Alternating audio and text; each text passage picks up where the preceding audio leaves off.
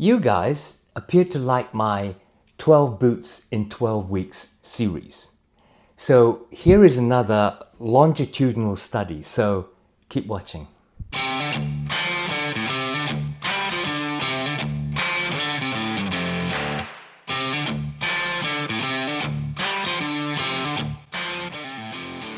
G'day, welcome back to Bootlosophy.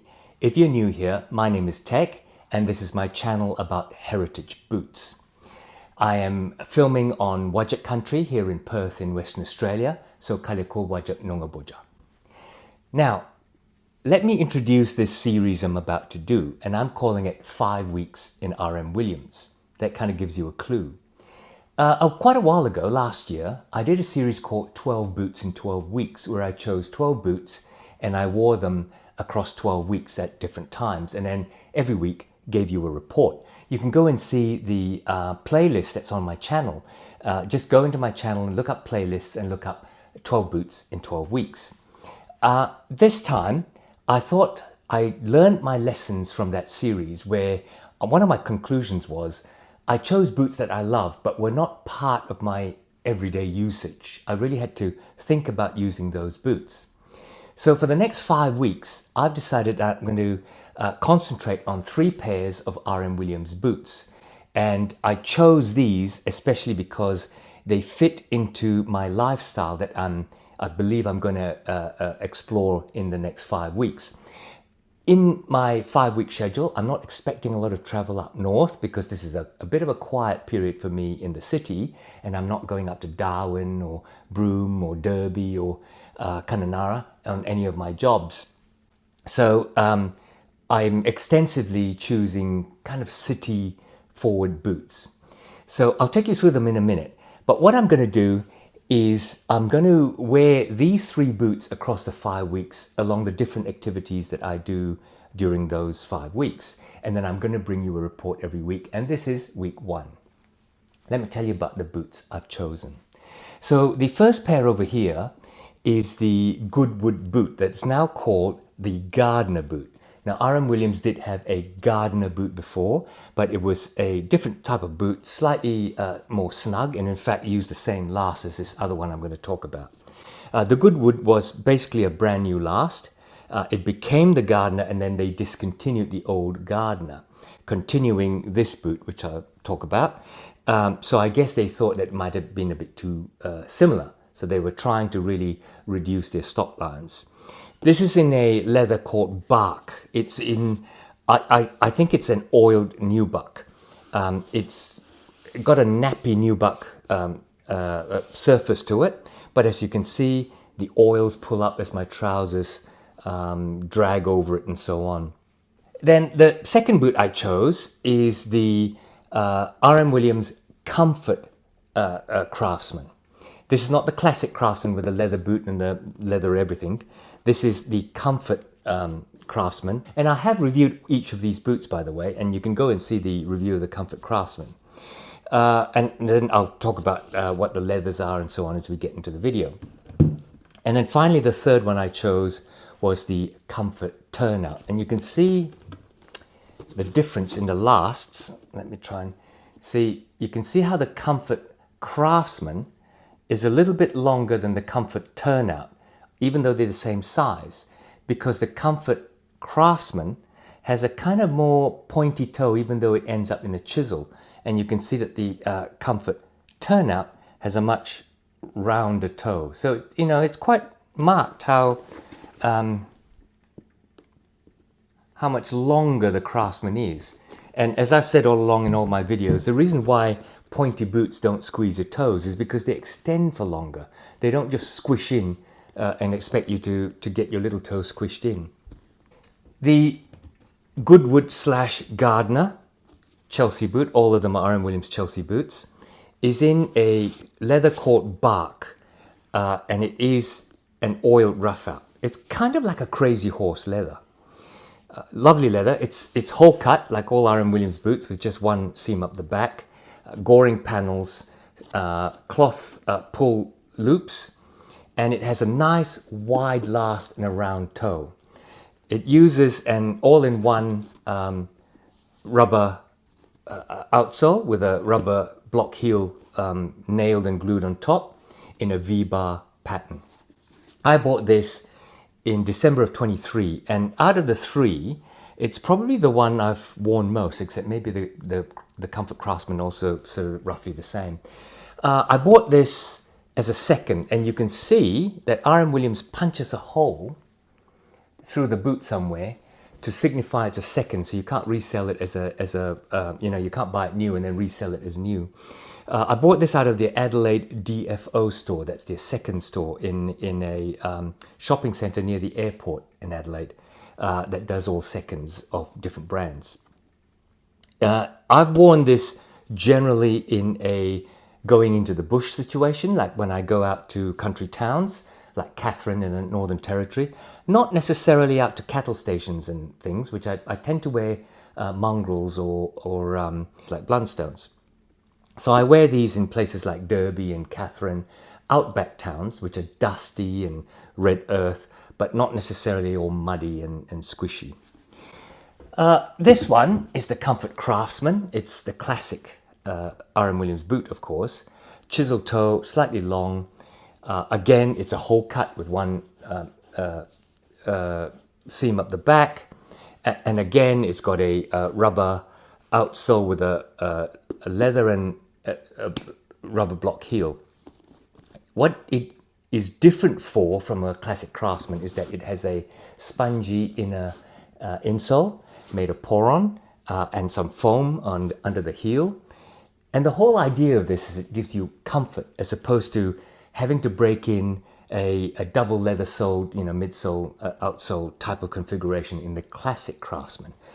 A very different purpose. So a lot of people who say, oh, this is not as good. Yeah, the materials are not as good, but it's for a totally different purpose. It's like comparing Thursdays to a P&W boot. Except in this case, they sell them for $700 in this comfort format and $1,000 for the classic format. So price-wise, not quite Thursdays versus P&W. This is in their chestnut yearling leather. Now, I bought this in September of 24, again at the DFO. Again, they're seconds. You can see that punched hole. And I have to say that compared to this boot, also in a yearling, the leather's not as good. It's clearly a different tannery.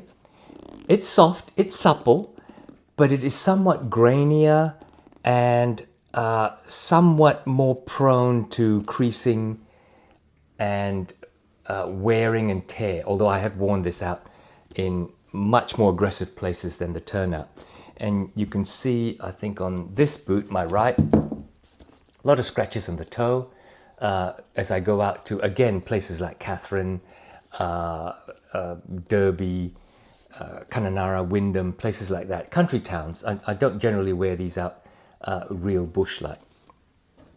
The third boot that I'll be wearing, that I've chosen, is the Comfort Turnout. The Turnout model has a round toe.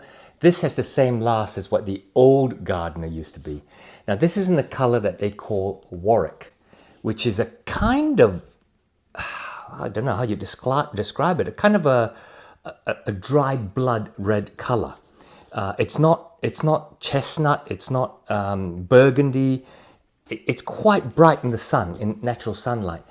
This one I bought off eBay, new old stock. There are a lot of people on eBay, particularly in Australia, who I think go out and buy liquidated stock as a shoe retailer goes bust. They go out and buy all the stock and brand new, haven't been worn. This one is still being produced, but not in this color. I bought this in January of 24. I haven't worn this much. This is the least I've worn out of all three for $390. And if I didn't say, the Comfort Craftsman bought at the DFO second store was $490 when they were selling for $700. The Bark Goodwood I bought out of that DFO second store for 399 Australian dollars when they were selling for about 600. So generally you go to the DFO there, they're about $200 off the current retail price. These I bought for 390 out of eBay, new old stock. A little bit of bargaining. All of them are 270 degree Goodyear welted. meaning that their Goodyear welt goes around 3/4 of the boot, but not around the heel, because that provides a much slimmer cutoff point on all of the three. And oh, I'm wrong. The Goodwood, as befits a work boot style, is actually a 360-degree Goodyear welt. The other two are 270 degrees, slightly dressier. The Goodwood is meant to be a work boot in the Australian work boot style, so it's chunkier, it's wider, it's looser. The Craftsman was originally intended as a riding boot for cattle and sheep musterers who would put these on and get into the saddle.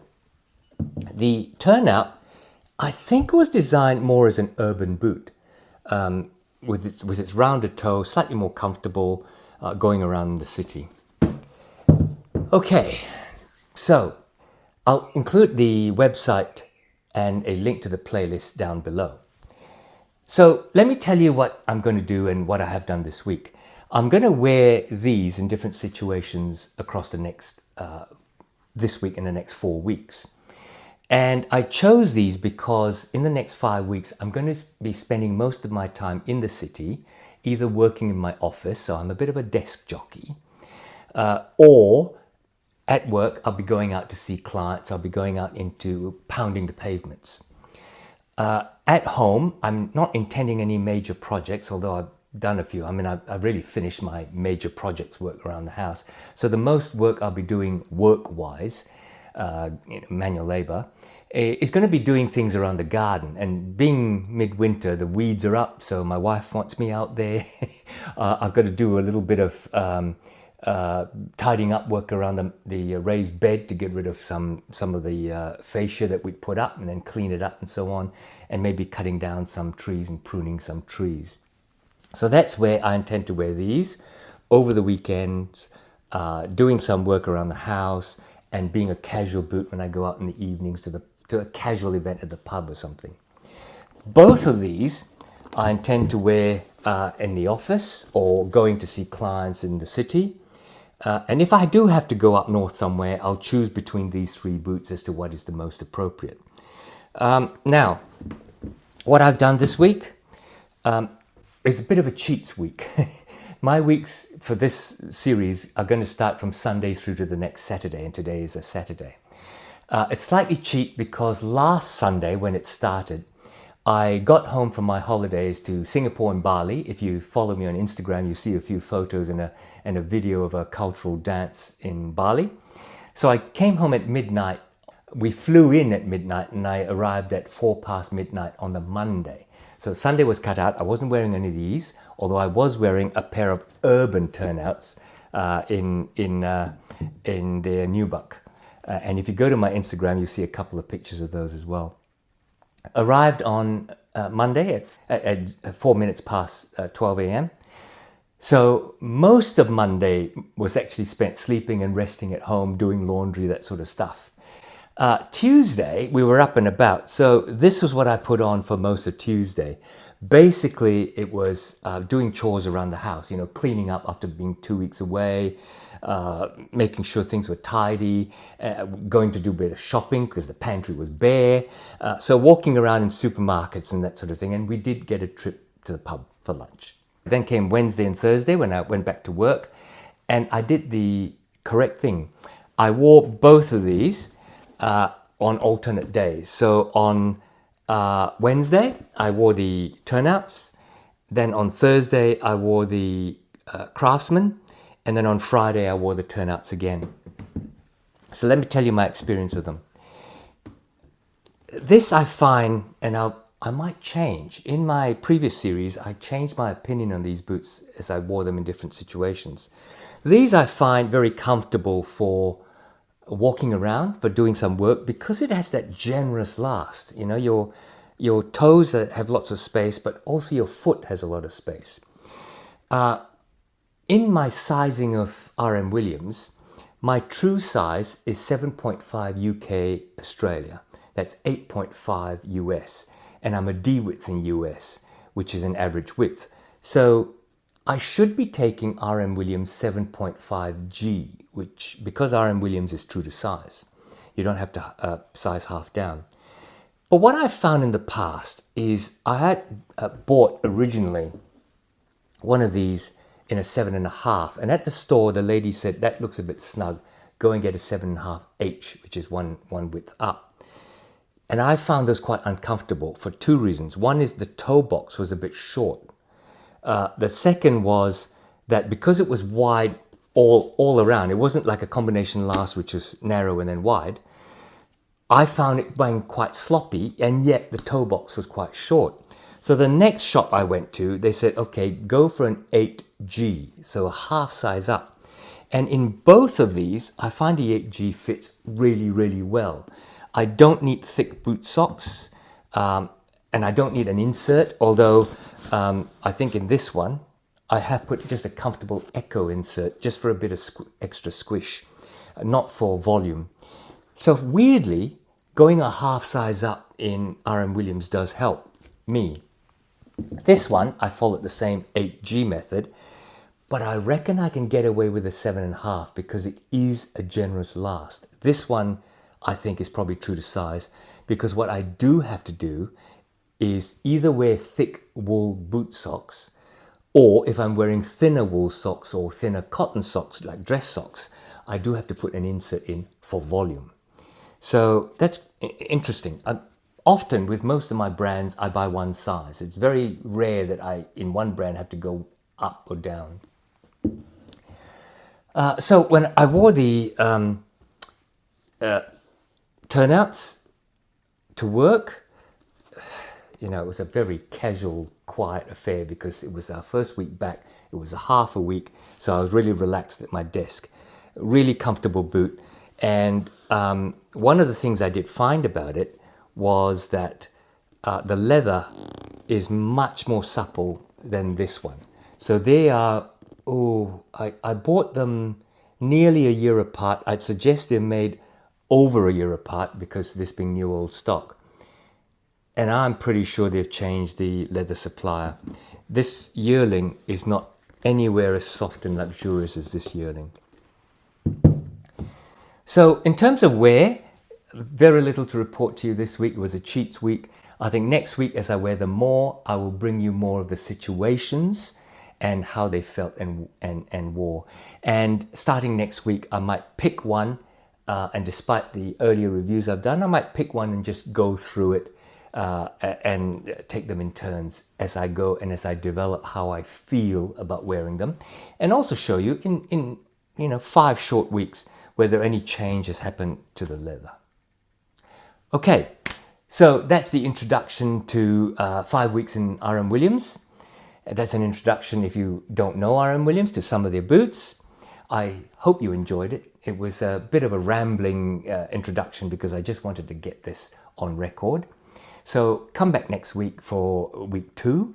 And until then, don't forget to subscribe, like, and comment. Take care out there.